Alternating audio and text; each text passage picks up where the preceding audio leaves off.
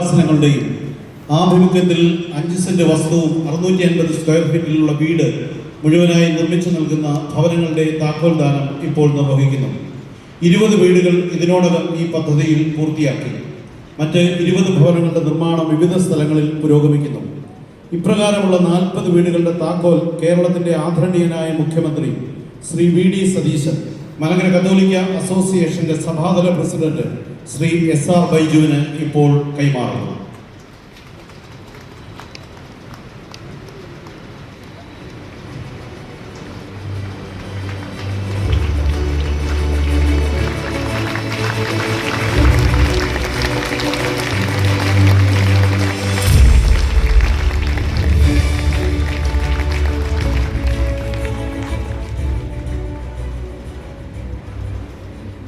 കഴിഞ്ഞ കോമൺവെൽത്ത് ഗെയിംസിൽ silver medal കരസ്ഥമാക്കിയ തിരുവനന്തപുരം മാറിവാനിയോസ് ഓട്ടോണമസ് കോളേജിലെ വിദ്യാർത്ഥി ശ്രീ മുഹമ്മദ് ബാസിലിന് മലങ്കര സുറിയാനി കത്തോലിക്ക സഭയുടെ ആദരവ് അർപ്പിക്കുന്ന സമയമാണ്.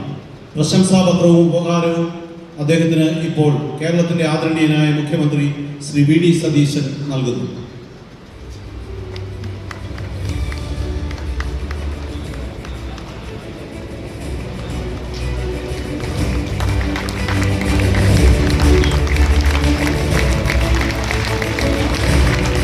ബഹുമാനപ്പെട്ട മുഖ്യമന്ത്രിക്കുള്ള നമ്മുടെ ഉപഹാരം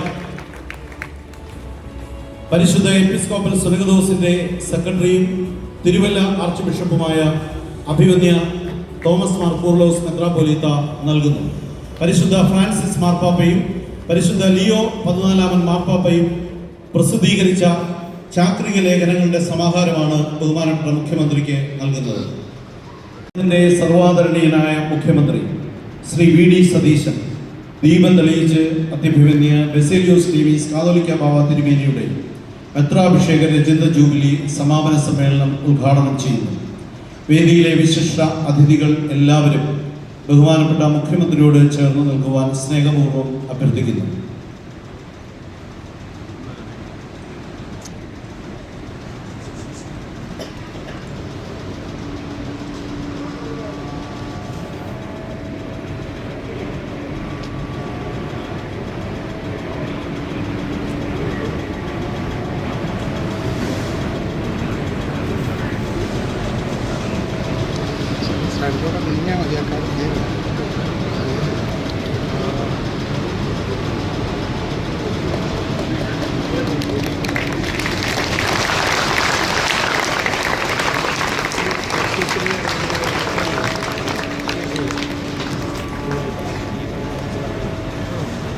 ഉദ്ഘാടന പ്രസംഗത്തിനായി ബഹുമാനപ്പെട്ട മുഖ്യമന്ത്രിയെ ആദരവുകളോടെ ക്ഷണിക്കുന്നു.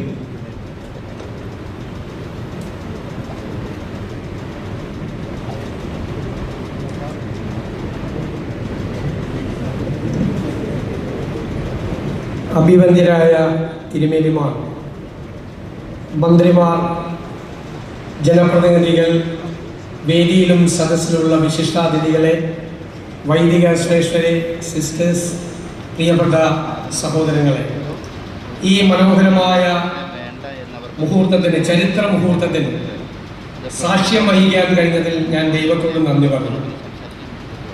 നമുക്കെല്ലാം പ്രിയങ്കരനായ അഭിവന്ദ്യനായ കർദിനാൾ ക്ലീമീസ് ബാവ തിരുമേനിയുടെ ഈ രജത ജൂബിലി ആഘോഷങ്ങൾക്കായിട്ടാണ് നമ്മളെല്ലാവരും കൂടെ ഒത്തുചേർന്നിരിക്കുന്നത്.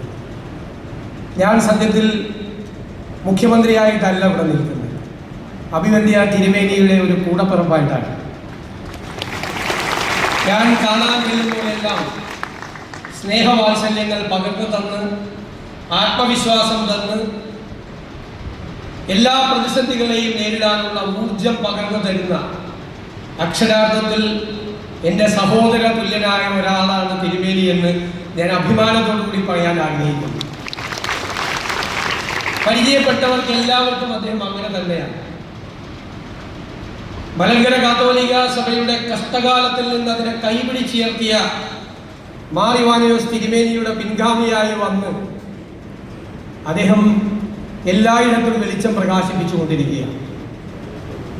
സഭയിൽ ആധ്യാത്മിക രംഗത്ത്, പൊതുരംഗത്ത് അദ്ദേഹം ഇടപെടുന്ന സ്ഥലങ്ങളിലെല്ലാം എല്ലായിടത്തും അദ്ദേഹത്തിൻ്റെ പരിണിതപ്രജ്ഞമായ പ്രവൃത്തി കൊണ്ടും വാക്കുകൾ കൊണ്ടും അദ്ദേഹത്തിൻ്റെ ഇടപെടലുകൾ സൗഹൃദത്തിലേക്കും സ്നേഹത്തിലേക്കും ഏത് വിദ്വേഷം നിറഞ്ഞ അന്തരീക്ഷത്തിലേക്കും കൊണ്ടുപോകും. ദൈവികമായ ഒരു സാന്നിധ്യം അദ്ദേഹത്തിൻ്റെ ഹൃദയത്തിലുണ്ട് എന്ന് നമുക്ക് തോന്നിപ്പിക്കുന്ന തരത്തിലുള്ള പ്രവർത്തനങ്ങളും വാക്കുകളുമാണ് അദ്ദേഹം എപ്പോഴും നൽകാറുള്ളത്. ഞാൻ അദ്ദേഹത്തെക്കുറിച്ച് ഓർക്കുമ്പോഴെല്ലാം എനിക്ക് മനസ്സിൽ പെട്ടെന്ന് തോന്നിയത് യെശയ്യാ പ്രവചനം 60-ാം അധ്യായമാണ്. അതിലിങ്ങനെ പറയുന്നു: എഴുന്നേറ്റ് പ്രകാശിപ്പിക്കുക, നിന്റെ പ്രകാശം വന്നിരിക്കുന്നു, യഹോവയുടെ തേജസ് നിന്റെ മേൽ ഉദിക്കും. അന്ധകാരം ഭൂമിയെയും കൂരിരുട്ട് ജാതികളെയും മൂടും. യഹോവ നിന്റെ മേൽ ഉദിക്കും, യഹോവയുടെ തേജസ് നിന്റെ മേൽ പ്രത്യക്ഷമാകും. ജാതികൾ നിന്റെ പ്രകാശത്തിലേക്കും രാജാക്കന്മാർ നിന്റെ പ്രഭാവലയത്തിലേക്കും വരും. നീ തല ഉയർത്തി ചുറ്റും നോക്കുക, എല്ലാവരും ഒന്നിച്ചുകൂടി നിന്റെ അടുക്കലേക്ക് വരും. നിന്റെ പുത്രന്മാർ ദൂരെ നിന്ന് വരും, നിന്റെ പുത്രിമാർ അവരെ പാർശ്വത്തിലാക്കി അവർ വരും. നീ അത് കണ്ട് ശോഭിക്കും, നിന്റെ ഹൃദയം പിടച്ചു വികസിക്കും. സമുദ്രത്തിന്റെ ധനം നിന്റെ അടുക്കലേക്ക് വരും, ജാതികളുടെ സമ്പത്ത് നിന്റെ അടുക്കലേക്ക് വരും. യെശയ്യാ പ്രവാചകൻ പറഞ്ഞതുപോലെ പ്രകാശിച്ചു കൊണ്ടിരിക്കുന്ന ഒരാളാണ്. ദൈവത്തിന്റെ പ്രകാശം അദ്ദേഹത്തിന്റെ മേൽ പതിച്ചിരിക്കുന്നു. ആ പ്രകാശത്തിലാണ് അദ്ദേഹം പ്രകാശിച്ചുകൊണ്ട് മറ്റുള്ളവർക്ക് പ്രകാശം പകർന്നുകൊണ്ട് ജീവിക്കുന്ന ഒരാളാണ് എന്ന് ഞാൻ പ്രത്യേകം പരാമർശിക്കാൻ ആഗ്രഹിക്കുന്നു.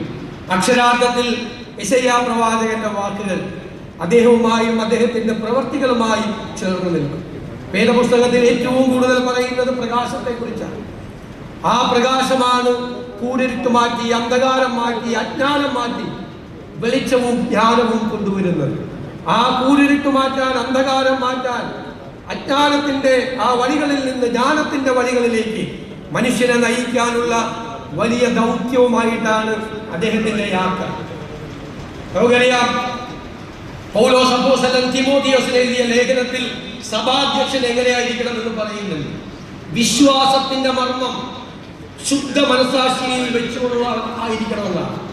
ആ വിശ്വാസത്തിന്റെ മർമ്മവും യഥാർത്ഥത്തിലുള്ള ആ മനസ്സാക്ഷിയുടെ ധർമ്മവും ഒരുപോലെ ചെയ്യുന്ന ഒരാളാണ് ക്ലീമീസ് ബാവ എന്ന് പറയാതിരിക്കാൻ വയ്യ. അദ്ദേഹത്തിന് ഇനിയും ഒരുപാട് ദൗത്യങ്ങളുണ്ട്. അത് ആത്മീയ മണ്ഡലത്തിലുണ്ട്, സഭയുടെ നേതൃസ്ഥാനത്ത് ഇരുന്നു കൊണ്ടുണ്ട്. ഈ കേരളത്തിന്റെ പൊതുരംഗത്ത് ഈ സാമൂഹ്യ സാമ്പത്തിക മാറ്റത്തിനായുള്ള നമ്മുടെ എല്ലാവരുടെയും പ്രയത്നങ്ങളുടെ പുറകിൽ അദ്ദേഹത്തിന്റെ സ്നേഹവും വാത്സല്യവും തലോടലും ഉണ്ടാകും എന്നെനിക്ക് പൂർണ്ണമായി ഉറപ്പുണ്ട്. സർക്കാർ പ്രതിജ്ഞാബദ്ധമായ വഴികളിലൂടെ നീങ്ങുമ്പോൾ അദ്ദേഹത്തിന്റെ അനുഗ്രഹം ഉണ്ടാകണം എന്ന് അഭ്യർത്ഥിക്കുന്നു. അതുപോലെ ക്രൈസ്തവ സമൂഹം ഇന്ന് രാജ്യത്തെല്ലായിടത്തും വലിയ അരക്ഷിത ബോധം നേരിടുന്ന ഒരു കാലഘട്ടത്തിൽ ആ അരക്ഷിതത്വത്തിൽ നിന്ന് അവരെ രക്ഷിക്കാൻ, അവർക്ക് ആത്മവിശ്വാസം പകർന്നു കൊടുത്ത് അവരെ യഥാർത്ഥ വഴികളിലേക്ക് നയിക്കാൻ, ആ വിശ്വാസത്തിലേക്ക്, പ്രത്യാശയിലേക്ക് അവരെ നയിക്കാൻ അദ്ദേഹത്തിന്റെ നേതൃത്വത്തിന് കഴിയട്ടെ എന്ന് കൂടി ആശംസിച്ചുകൊണ്ട് ഞാൻ ഈ രജത ജൂബിലി ആഘോഷങ്ങളുടെ സമ്മേളനം നിങ്ങളുടെ എല്ലാവരുടെയും അനുവാദത്തോടെ പ്രാർത്ഥനകളോടെ നിർവഹിച്ചതായി അറിയിക്കുന്നു. നന്ദി.